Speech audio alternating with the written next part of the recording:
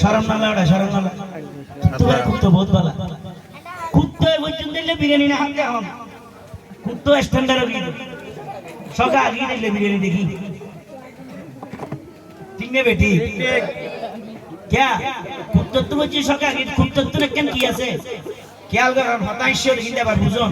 উগ্র কুত্তের যদি হন কি উগ্র ফাড়ার উঠি হাবায়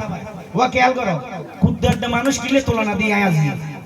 কুত্তো করে যদি কে উগ্র ফাড়ার উঠি হাবায় এই কুত্তো এই বেফাড়ার উঠি হাবাই দিবে রে ফিসে ফিসে 3 মাস ফাড়া দিবে দে হন পিনে হানা সারা ওই উগ্র ফাড়ার উঠি ধারে নাই আর তো কুত্তে গাও বল নিবে আগে ভাল মারে উজারা ফাড়াইলে ও কুত্তে হল কিরে তুই ভাল মারো তুই কেন ধরো হযরত মাতি 3 মাস আগে আর ফাড়ার উঠি হাবাই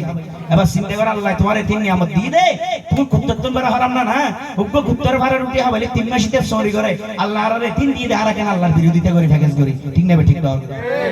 আরো জোরে ঠিক নেবে ঠিক আল্লাহ আর বুঝদান করক জোরে হনা